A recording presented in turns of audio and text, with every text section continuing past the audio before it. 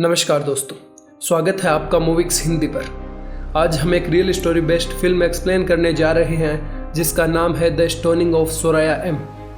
1986 में ईरान के कुपिया विलेज में घटी एक घटना पर आधारित है ये फिल्म। एक सुबह जारा नाम की महिला गांव के पास से गुजरने वाली नदी के किनारे आती है। उसे वहां इंसान की ताज़ा हड्डियां मिलती है। वो उन्हें नदी में साफ करती है और मिट्टी में दफना देती है। वहीं दूसरी ओर फ्रेदून सहबजम नाम का एक फ्रेंच जर्नलिस्ट अपनी कार से ट्रेवल कर रहा होता है। उसकी कार एक सुनसान रास्ते में खराब हो जाती है। वहां से गुजर रही एक बस से टो करके वो अपनी कार को कुपिया विलेज की एक रिपेयर शॉप पर लेकर आता है। जारा फ्रेदून को देखती है और उसका पीछा करती है। वो उससे मिलती है और गांव वालों के बारे में कुछ बताने लगती है, पर तभी वहाँ उनका मुखिया मुल्ला और मेयर आ जाते हैं। वो कुछ ना कुछ छिपा रहे थे।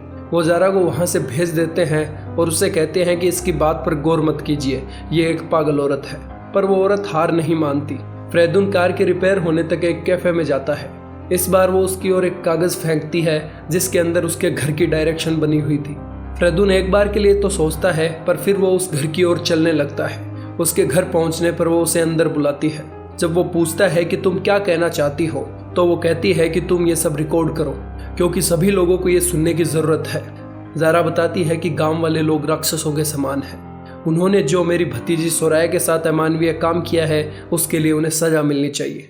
कहानी फ्लैशबैक में जाती है। सोराया एक साधारण महिला थी जिसके 2 बेटे और बेटियां थी।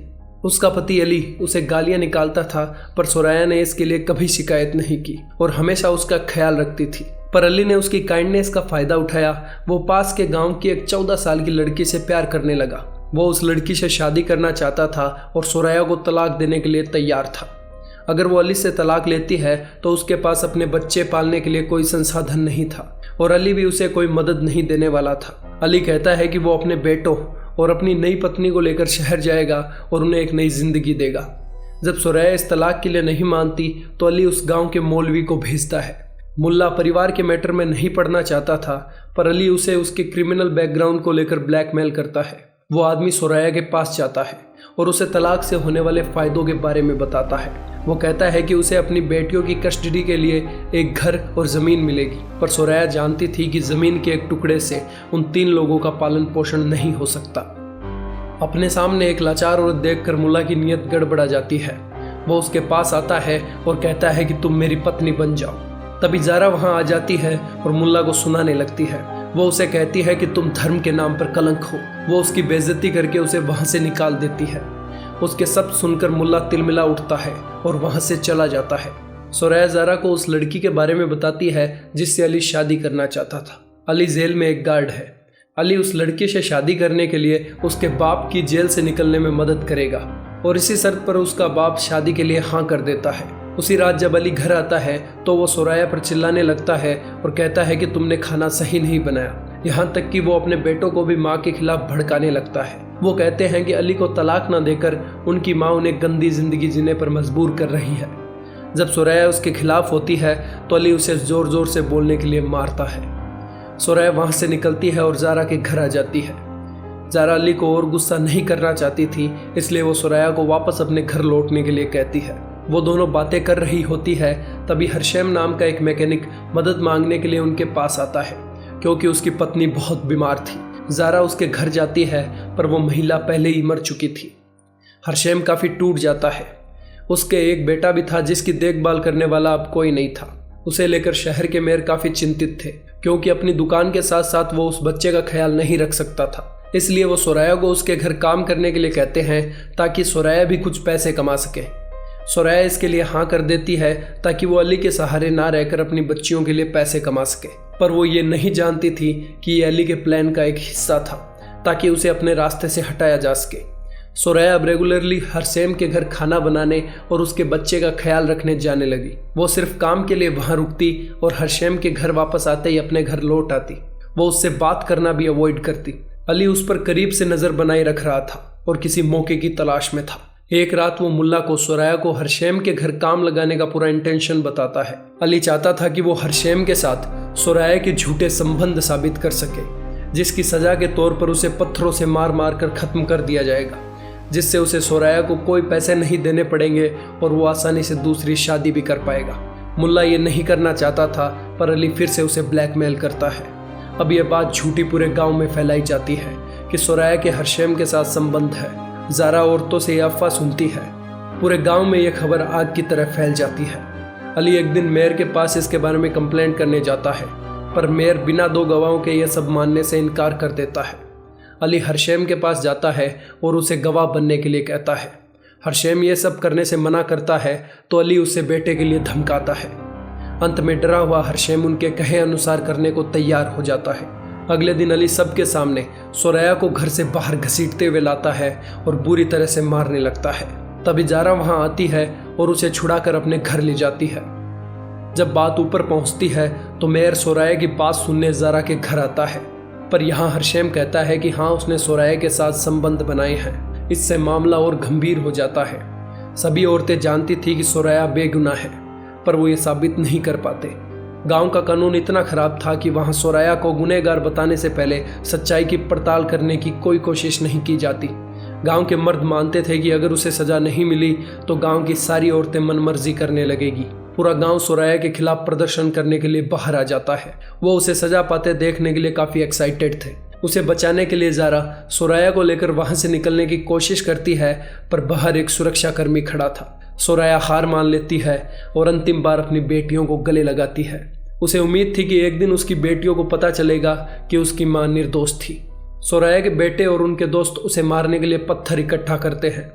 सोराया को सजा के लिए किसी ब्राइड की तरह तैयार किया जाता है। जाने से पहले ज़ारा और सोराया खुद को शांत करने के लिए एक गाना गाते हैं। थोड़ी देर बाद उसे मार्केट में सबके सामने लाया जाता है। वो हरशेम की ओर देखती है, पर वो आंखें नहीं मिला पाता। उसने किसी और की जिंदगी तबाह कर दी थी, पर वो इसके अलावा करता भी क्या अपने बेटे को बचाने के लिए। पूरा गांव उसे पत्थर मारने के लिए इकट्ठा होता है। उनके अंदर का हैवान जाग चुका था। उन्हें फर्क ही नहीं पड़ रहा था कि वो एक इंसान की जान लेने वाले हैं। वो बस खून के प्यासे थे। मुल्ला कहता है कि हर एक पत्थर जो इस औरत को लगेगा वो इस गांव के सम्मान को बढ़ाएगा। वो कहता है कि इसे सजा देने के लिए अपना पूरा जोर लगा दो। ये सुनकर भीड़ और जोश में आ जाती है। वहां एक गड्ढा खोदा जाता है और सोराया को आधा गाड़ दिया जाता है ताकि वो हिल ना सके। मेयर उसे अपने अंतिम शब्द कहने के लिए बोलता है। वो कहती है कि आप अपनी एक बहन, अपनी एक पड़ोसी या एक माँ के साथ ऐसा कैसे कर सकते हैं। भीड़ उसकी बिल्कुल नहीं सुनती और उसके खिलाफ नारेबाजी करने लगती है। सोराया की बच्चियों के कान बंद कर दिए जाते हैं ताकि वो अपनी माँ की चीख ना सुन सके। सबसे पहले सोराया के पिता को उसे मारने के लिए कहा जाता है। वो एकदम पत्थर दिल बनकर उस पर पत्थर फेंकने ही वाला होता है, तभी ज़ारा वहां आ जाती है और उसकी जिंदगी की भीख मांगती है। वो कहती है कि हम लोग यहाँ से चले जाएंगे, पर लोग उसे पकड़कर वहां से हटा देते हैं। सोराया का पिता पहला पत्थर मारता है, पर वो निशाना चूक जाता है। ऐसा ही कुछ दूसरी और तीसरी बार पत्थर फेंकने पर होता है। एक औरत कहती है कि भगवान उन्हें कहना चाहता है कि सोराया निर्दोष है। मेयर उन पर भरोसा करता है और उसे रोकने की कोशिश करता है, पर मुल्ला उसे पीछे कर देता है। मुल्ला को पता था कि अगर वो जिंदा बचती है तो उसके लिए मुसीबतें खड़ी हो जाएगी। अब अली सजा शुरू करने के लिए सबसे पहले पत्थर मारता है, जो सोराया के सर पर जाकर लगता है। भीड़ उसका सपोर्ट करती है। अब अली अपने बेटों को पत्थर देता है और मारने के लिए कहता है। हरशेम को भी पत्थर मारने के लिए कहा जाता है, पर वो मना करता है और वहां से चला जाता है। पूरे गांव वाले उस बेचारी औरत पर पत्थर बरसाने लगते हैं। उसकी सफेद पोशाक लाल खून से सन चुकी थी। गांव की औरतें यह दृश्य देखकर उल्टियां करने लगती है और वहां से भागने लगती है। घंटों पत्थर बरसाने के बाद वो बेदिल लोग थक जाते हैं। सोराया एकदम बेजान हो चुकी थी। उसका चेहरा भी पहचान में नहीं आ रहा था। अली उसके पास ये देखने जाता है कि क्या वो जिंदा है। अभी भी उसकी सांस चल रही थी। लोग फिर से पत्थर उठाते हैं और उसे मारने लगते हैं। सोराया इन दरिंदों के सामने अपनी जान गंवा देती है। लोग इसकी लाश को वैसे ही छोड़कर वहां से चले जाते हैं। उसी रात औरतें उसके शरीर को नदी के किनारे लेकर आती है और उसे साफ करती है। रात में आदमखोर जानवर उसके शरीर को चट कर जाते हैं। बची हुई हड्डियों को ज़ारा सुबह दफना देती है। फिल्म वापस वर्तमान में आती है। ज़ारा पूरी कहानी उस जर्नलिस्ट को बता देती है। वो जब टेप बंद करता है तो उसकी आंखों में आंसू टपक रहे थे। वो इस घटना को दुनिया के सामने लाने के लिए कहता है, पर ज़ारा जानती थी कि गांव वाले लोग उसे रोकने की कोशिश करेंगे। वो टेप को अपने पास छुपा लेती है। अगले सीन में हम देखते हैं कि अली अपनी कार लेकर वहां आता है। वो मुल्ला से कहता है कि उसकी शादी कैंसिल हो गई है क्योंकि वो उस लड़की के पिता को जेल से बाहर नहीं निकाल पाया। वहीं मेयर को सच्चाई का पता चलता है तो वो हरशेम से पूछता है कि तुमने झूठ क्यों बोला। वो बताता है कि उसने अली और मुल्ला के कहने पर ऐसा किया। मेयर भी इस अपराध में बराबर का भागीदार बन गया था, इसलिए वो अब कुछ नहीं कर सकता। जर्नलिस्ट वहां से अपनी गाड़ी लेकर निकलने की कोशिश करता है तो मुल्ला एक गार्ड की मदद से उसे रोक लेता है। वो उसका टेप रिकॉर्डर लेते हैं और सभी टेप डिस्ट्रॉय कर देते हैं। वो उनके चंगुल से निकलता है और आगे जाकर जारा से टेप लेता है। वो लोग उसका पीछा करने की कोशिश करते हैं पर जारा बीच में आ जाती है। जर्नलिस्ट वहां से निकल जाता है। जारा चिल्लाती है और कहती है कि अब पूरी दुनिया को इस कहानी के सच का पता चलेगा। जर्नलिस्ट इस घटना को प्रकाशित कर देता है और यह खबर पूरी दुनिया में आग की तरह फैलती है, जिससे दुनिया को महिलाओं पर हो रहे अत्याचारों का पता चलता है। फिल्म के अंत में सुराया की एक ओरिजिनल फोटो दिखाई जाती है। इसी के साथ फिल्म खत्म होती है। अगर आपको हमारी एक्सप्लेनेशन पसंद आई हो तो सब्सक्राइब करें हमारे चैनल मूविक्स हिंदी को।